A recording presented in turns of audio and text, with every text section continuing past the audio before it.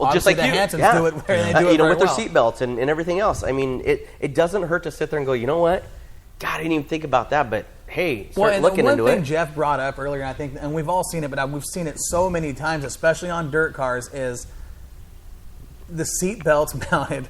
I mean, there's a certain way to dumb. do that is right, and there's a lot of ways to do it that's wrong. And I think we've all seen dozens of ways where we've seen people do it wrong. Yeah. And that is in a big wreck. I mean, if your belts fail, cancel Christmas. And after Earnhardt, everybody really started to take a look at that. They did. And that's one big thing Bob McCord does too. Change the race cars to make them more belt friendly.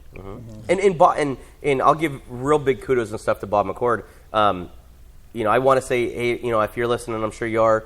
Get well soon. We all know that Mr. Bob McCord had a stroke here a couple weeks ago and stuff. But I'll tell you what a trooper that man is. Wow, God, if he's a character right there. Yeah, if he ain't out of the hospital next weekend at the track, I'll be very, very surprised. Want to say shout outs to him and stuff and get well soon. But he came into this year. He bought himself a brand new trailer for a tech trailer. He goes around to all the drivers and stuff and says, okay, hey, look, guys. Cut the shit. Sorry, my French. If somebody, young is listening, I'm sorry. But he will tell you straight up, hey, look, this is what I feel is wrong. Please change it. This is what I recommend. Please change it. And what he's doing, he's not doing it to be a jerk or an or trying to save your own. He's trying to make sure you guys are safe. Well, and that's the thing. And that's it. Going back to selfless, like these guys do. They're trying to protect the drivers and the crew members and themselves in situations where if there is a big wreck, there's nothing wrong with being too safe. That's right. Our track safety crew and stuff up there, they get together before the races. They talk track safety. They talk about what their game plan is. If it's a bunch of cars and stuff that are running methanol that night, well, then they change their plan to be able to fight methanol. Methanol is way easier to fight than race fuel by a long shot. Let's talk about that a little bit. Tell us how. Methanol burns very cool. Very cool. Race but it's hard to see though at night, right? They put enough additive and stuff. You can see it, and it's blue, and it'll hover above the ground like 6 inches. And that's what we learned when we had the Bill Workman fire. Race fuel is very explosive, and it's big fireballs. It's hot. It's very hot. It's volatile. I'm way more concerned about a race fuel fire than I am about a methanol fire. So what about now the guys that are running E85 and the non-ethanol pump gas? We're on the non-ethanol pump gas now. So how's that going to react versus the race fuel? Probably about the same. I would think so. Yeah, I haven't really tested it, but it's all gasoline. Yeah. Methanol is a different animal right. altogether. Well, I know it dissipates. It burns faster, dissipates a lot easier than gasoline does. That's got the oil base. It's going to sit there and soak into the ground and burn. Well, I know that the track safety guys and stuff, because I talk to those guys. When I do my walk around the pits, and I'll come up and I'll BS with them a little bit, and they're talking track safety. Again, like this next weekend that's coming up, we have the Northwest Extreme late models, the Open late models, tons and tons of mini sprints, and then the Budweiser modifieds. A lot of these guys are running methanol. A lot of these guys, mostly 90% of the micros and all that, they're all on methanol. Some of the dwarf cars and stuff like that, they're all into methanol, having the fuel injected and everything else. Late model guys, of course, I think most late model guys are on gas now. Everybody because back yeah. It's too much weight. It goes through the fuel too fast. Oh yeah, right. So there's not a lot of benefit. Right, but these guys will take, they'll take that precaution. They'll look at the next schedule, and they'll look at that race, the next schedule, and go, okay, this is what we need to do to prepare. Right. Actually, I'm going to be up at Sunset on Sunday after our big race. They're going to need you. All the cars are going to have their. It's going to be a big show. It's going to be, man. I'll tell you what. I looked at this schedule and went, oh man. I'm prepared. I'm ready to go. But I'm telling you what. It was crazy trying to announce the dwarf cars and stuff last week. Right. We're going to have well over 100 plus cars. I know a lot of people are coming down from Elma. They're going to be race Saturday there, and then come down to Sunday and race at your track, and then Yep. we have a lot of the street stock guys are like, yeah, I'm going up. Yeah, to a Yeah, lot we of have the the Bridgeport street stock guys are Logistics. excited and- about Because there's a that. place for them to Man. race, yeah. Yeah, I mean, it's ready to go. I know from Cottage Grove is going up, Yep. and Well, we have all the guys from Deming. We got confirmation and stuff that pretty much 90% of their car count is coming down. That's Huge. oh What's man, what's the I'm Hanson ready to team go. doing? Our plan is to go to Cottage Grove. Going to Cottage Grove. Are you gonna Okay. Are you gonna come down? We got 2 days at Cottage Grove Okay. for the Marvin Smith Memorial. Right, big Gonna show do? down there. Yes. Marvin, a Northwest legend. Yep, he Very was. respected racer. Missed by a lot of people for sure. and Yeah, he was a That's great always guy. a neat show. I never got a Big- chance to meet him and stuff, but I've heard some really good stories about him. Oh, And yeah. then you got another guy that sprint car driver, not a little guy. No, not you at know, all. and he packed himself in a sprint car, and Oh, you yeah. know, and Marvin took a couple tumbles, and Oh, we've yeah. seen him wreck a couple times. and A he was lot of tumbles. Yeah, he was a Checkers or Wreckers guy, and Yeah. very cool show down there with Grove and honoring him. And Yeah, I knew him back in the Eugene days. Yeah, Yeah. Eugene used to have a speedway. Yep. And then Cottage Grove, and then he's come race Willamette and stuff. Yep, So. yep. He was fast everywhere he went. So Well, I mean, that'd it'll be deal. cool to have you. Are you going to bring your crew, or are you just going to bring yourself? I'm going to bring myself in a truck. Okay. Go up there and kind of blend in with your crew. I've The- already been talking to him. Some and they- great guys. Jeremy up there is. Yeah, You know, I he's actually, got a really good. You know, met him before the season and helped him. Me and Mr. fix Bell and the everything, foam yeah. system that you guys have. yeah. Um, And that's a good little additive and stuff that they got this year. They had it fully, sponsored to them, donated to them, the squad and everything else, the foam suppression system.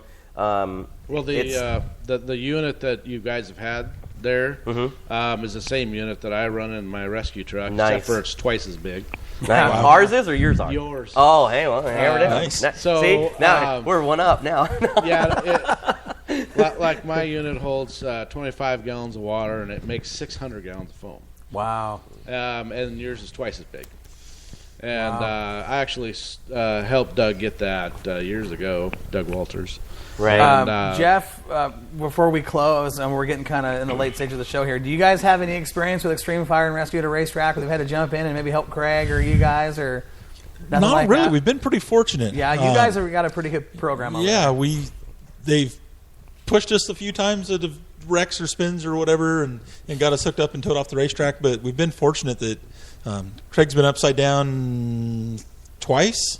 I'm thinking once at Cottage Grove, broke a panhard bar, and it just kind of rolled over. Yeah. And then the wreck a couple years ago there at Madras. And Well, I know that myself, I've had a couple involved, situations where Extreme got, the Workman Fire. I was working for Yeah. Bill back then, and they were on point. I mean, they were there, take care of the situation, get Bill out safe, and get the fire out. The other one, actually was a funny little story at Portland Speedway in the old kart track. I was racing. You were there. Yeah, We were racing. I remember that one. My first time back in a kart in 4 or 5 years. Went out and bought the best you could buy. Bought this nice bowler with a bowler KT, and went out and I was actually leading the feature, coming through lap traffic when one of Wasn't I on the back bumper? You trying to push you? No, I think you were like 6th or 7th. Oh, yeah. But right. I was I don't know. I was lapping cars. I know I was lapping a car, That was and awesome. he come down and he spun and coming out of turn 4, and I had nowhere to go. I hit the guy. I flip. I mean, it was like Top Gun. I'm over the top of my flip, and all I know is I'm sitting on the track, and Awesome. here's Extreme right there. When Rafe is, they're picking me up. Yeah. I mean, I'm not even off the track I yet. remember Phil Fell running out there and everything else Guys too. are And still Gwen, flying and Gwen by. was still sitting there. She was trying to throw the These yellow guys flag. are and- picking me up off the track and taking my helmet off, and I'm kind of like, at this point, I have no idea what's going on, right? I mean, I might as well have been kicked in the head by a mule. I'm like, what's going on? And That's Rafe and you guys awesome. have got they're checking my pupils for dilation stuff, and I'm looking over. I remember the first thing I said was, why is my car over there upside down? Rafe and Doug, these guys are like, hey, don't worry about the car. Don't worry about the car. We're going to check you out. And I asked that same question 2 or 3 times. So finally, one of these guys, I don't know if it was you or Rafe or something, F that cart. I got to make sure you're all right. And that's when I kind of started coming around like, okay, I've been in a wreck. Funny. But, and this is the funny thing about it. I had a brand new helmet on that day, and that was the last time I used that helmet. Yeah. The impact I took to the ground, there was some serious scratching to the helmet, and the helmet went bye-bye. So I paid $300 to use the helmet one time. But least it I saved tell your you life, what, the racers are more concerned about their cars than they are about Isn't that funny? their own person. isn't we're- that funny how that Because we're works? retarded. We just want to go around circles. We don't. Whatever, dude. If I'm still breathing, Let's go. Yeah, but yeah, they had to actually get mad at me, and you know, one of you guys, I don't know who it was, but you know, F that cart, I gotta make sure you're all right. And I'm thinking, Hey, do you see my shirt inside out? Yeah, I didn't want to say anything while we're on the air. But, Hey, well. you know, talking about how smart we really aren't as racers, you're wearing your shirt inside out. So, you guys, you know, thanks for joining us here in the Moxie Studio. It's been awesome having you guys. You know, some great. You know, we touched on a lot of things that hopefully will make a difference for, you know, the racers at all the tracks. You know, everybody listening across the country. We've had people listening in 14, 15 different states. The last show had 18,000 listeners almost. Yeah, it's growing every single day. It's you know, absolutely if we can nuts. affect just, you know, a little bit of people, one person, you know, they go out and buy a new helmet, or they move their, you know, their shut-off valve, or, you know, their switch, we've done something. You know, but I want to say, you guys, you know, an hour drive for Doug to come down here and participate, you know, an hour and a half for Josh to come to the studio and talk racing, and you know, Jeff, he's lucky, he's got a 5-minute drive to get home. Exactly. We're going to spend the night at Jeff's So, you house. know, you guys, we appreciate your time, and hopefully we've made a difference in some race programs, and you know, we can help somebody. And if you guys have any questions, you know, how to make your car safer at the track, get a hold of the safety crew, find out what's going on, talk to your tech guys, talk to Hanson, you know, Jeff and these guys. They've always it's great ideas. Look at their race car. You guys have got a great program over there. It's on point, and you guys are kind of an example, as I would tell everybody, this is what you want to be like when it comes to race car construction. Appreciate that. Thank you. And if you want to come ask it, kind of an open book. Well, that's with you guys. Not, Yeah, that's why I say we're that. not hiding nothing. Absolutely. Well, and as a racer, get to know your fire crew, know what they're capable of, and if you don't think they're capable enough, pressure the track to get them better stuff. Absolutely. And you know, That's a good more point. training, and you know. Yep. Well, we want to thank you guys so much. I mean, and thanks to our special guest Kenny Walls for calling in. That was awesome to have his point of view. But yeah, I mean, we want to you know, end the show with a little bit of fire up, right? We'll be right here next Wednesday night, 6 to 8. You know, in the it. Moxie Studio, Northwest Dirt News. Thanks, guys. We appreciate you listening.